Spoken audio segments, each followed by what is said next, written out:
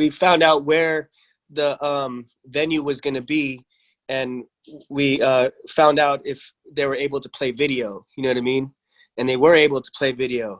And then we had, so I went and I made a freaking crazy like Japanimation like video according to the music, you know, with like clever little things. There was even a moment where there's like a picture being taken, like sound effect, and I put like anime titties on there, you know what I mean?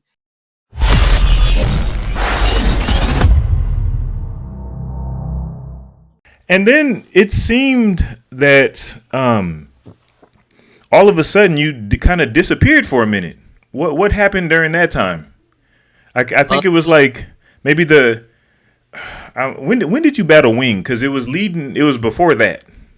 Yeah, it was before that. So when I battled Wing was when it was like my first battle back in at least like 2 years, something like, or around that time. It's because of the whole Super Crew thing. After I did the show, we were literally busy. Like we did that tour, and as soon as we came back from the ABDC tour, we did our own Super Crew tour that it lasted 2 years long. Like we didn't stop. We were like, I would come home like for short amount of time and then be out, and it just kept going for 2 years solid.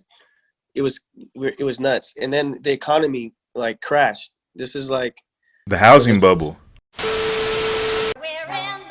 Apple's up more than 6% right now. Google about 3%, but Dell, Intel, Research Motion, and Microsoft are all to the upside. Look how strong. Did not disappoint. 400 points higher. Yes, indeed. The market's roar higher. Last 30 minutes of trading as volatility once again rules the day. Most of the techs this morning, if not all of them, have just exploded to the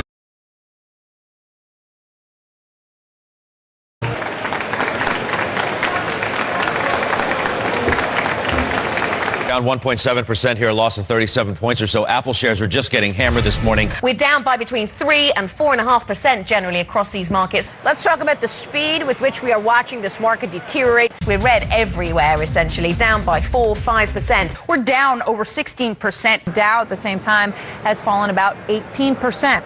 The stock market is now down 21%. Because we're now down 43%. What in the world is happening on Wall Street? 2-year no yields went from 190 to 166 in the blink of an eye. On the NASDAQ, everything and more has been completely wiped out. It was the worst day on Wall Street since the crash of 1987. From the financial capital of the world, the opening bell is going to ring in 5 seconds, and to be honest with you, we wish it wouldn't. Yeah, that whole thing. Like, when that crashed, like the first thing to go is entertainment. Right. So everything started to slow down. And then I came back home and I was like in Vegas again. Like, that's why when this pandemic rolled around, I was like, shit, I've been through this kind of stuff. Right. No but doubt. I remember home and being like, okay, well, you know, we don't have any bookings, you know, like, so I was just doing I was doing shows in Vegas, and this was right before I started doing Jabberwockies also, but I really just was hungry to get back out there and show up at a battle and just go do a battle. And Just Rock had hit me up. It was like, yo, like he had Wing, and he was trying to find someone to battle him, and he asked me to do it, and I was like, hell yeah, I'm down. And yeah, and then I came back in the game. I was ready though. I was like, from performing a lot, I was like in great shape. You know what I mean? Wow. I needed to like, you know, just get it out. I just needed a battle, you know? And yeah, so that was kind of like me jumping back into the game. And you, I mean, this is my personal opinion, you kind of destroyed him. Like it was just round for round. It was just like no contest for somebody that was as good as Wing is. You know what I'm saying? I was like, wow. I don't know if he didn't show up that day or what was going on, but you was on point and he wasn't, and you made him pay for it. That was dope. And we were talking about it off cam, but you might have been one of the first people to battle one of these Koreans once Korea had definitely put their stamp on the map. You might have been one of the first ones to bring them over here and battle. Yeah, that's true. I think I don't think that happened before that, and I never really thought about it like that, you know, until we had talked about it. But definitely, like, it was a big deal that he was here. Like, I remember because Korea had blown up, you know, and everybody was watching them all over the internet, and Right. there was definitely a lot of people at that event, you know, to see that battle. It was like, I was like, oh, this is packed, you know, and it was Right. dope. It was really dope. And I felt honored too. Go ahead, my bad. Go ahead, I'm sorry. No, I was just saying that I did feel really honored, you know, to be back into the game, and then to have a battle like that, you know, it was dope. Mm-hmm. I was gonna say, man, it felt really good, like how well you performed during that battle, because I remember when we were talking about it that Planet Bboy came out. Are you ready? Okay, let's go.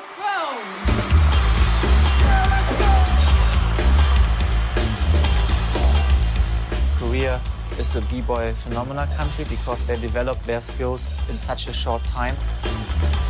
What Germany or France did in 15 years, they in a way managed this within 5 years. They came out of nowhere, bringing the level of power moves on a completely new level. Doing power moves nobody has seen before. They got so popular in Europe and all over the world.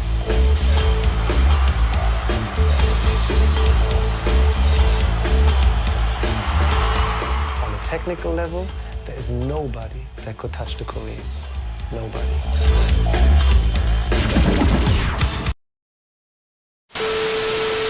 It was a lot of people that saw that documentary that didn't really know about breaking, and so they were just like, I remember people coming up to me like, you break? Oh yeah, man, you seen the Koreans? And I'm like, bro, you know, it was all about the Koreans. Like the U.S. was weak and the Koreans were great. You know what I'm saying? And I would try to explain to them, like, you know, if we ever when we get to battle, then we hold our own. Let's not get it twisted. And then when that happened between you and Wing, I was like, yeah, see what I'm saying now? You know, It's like, let us get a chance to go at them, you know, and at that time too, like big ups to the whole Korean scene, because they definitely put in the work that got them all of that, you know, like worldwide fame and recognition. But definitely, like, I mean, our argument was always, you know, yo, this is an American culture, and you know what I'm saying? Like, this came from like Americans and just our mentality, you know, like we are a little different. So that's why, like, at that time it was like, oh, you know, Korea is the best. And but like you said, it was really just in that whole organized crew show element, you know what I mean? Like they were the best in that, you know what I mean? But America had like so many dope b-boys and still do, you know. So it's definitely like, yeah, no doubt. Have you traveled over there and competed over there?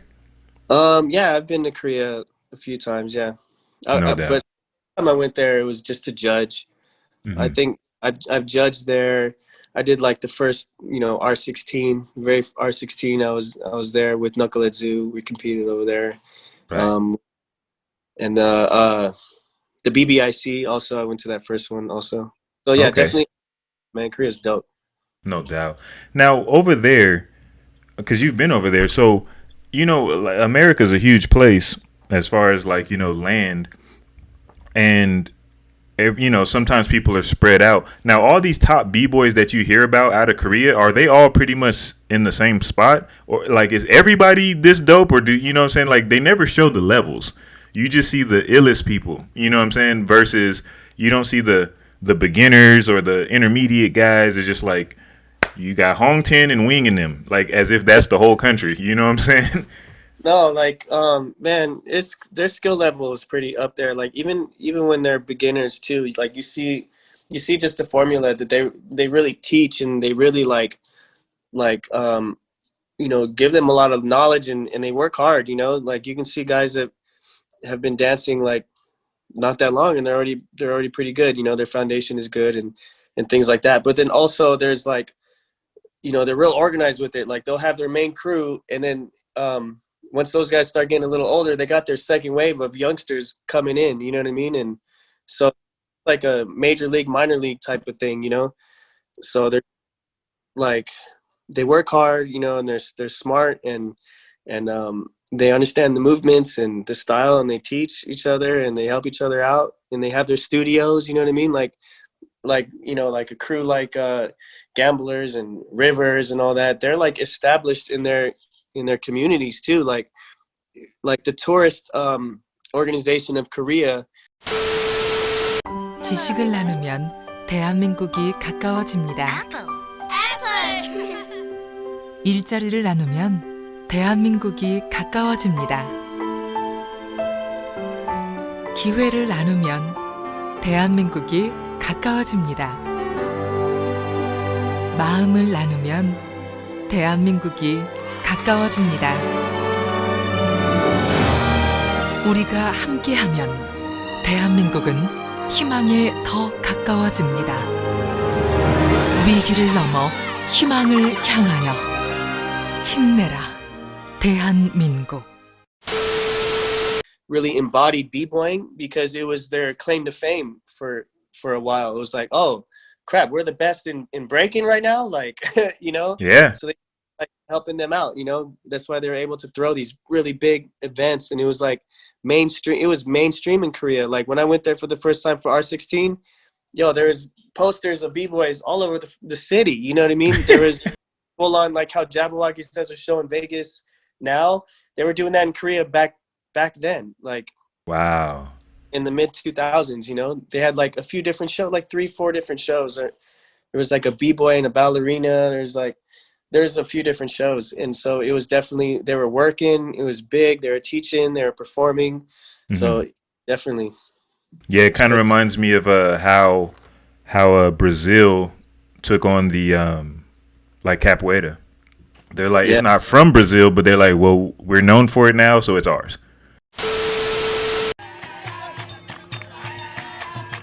It's a martial art, a dance, a fight. But for these young Angolans, capoeira is above all a way to get in touch with their history. The Portuguese, the first to leave their colonial footprint on Africa, arrived in what is now Angola in the 15th century. By the mid-1800s, as many as 4 million Africans had been captured and shipped across the Atlantic. And so they're... I thought it was this. We'll see, there you go. No, capoeira's from Africa. It's from Angola. But you know, due to situations in history, it ended up in Brazil, and you know, they just kind of made it their claim to fame. So dope, man. That's why it's crazy living in Vegas, because I'll like let's say I would go to like Ninja Karaoke, a place where a lot of dancers would go, and you see like, oh crap, it's what's his name from France. Like, what are you doing here? He's like, oh, I live here. Like, oh, 'cause he got a job at some show, and now he's there, you know. So we've had something like this, like dancers and entertainers in the world that end up in Vegas, you know.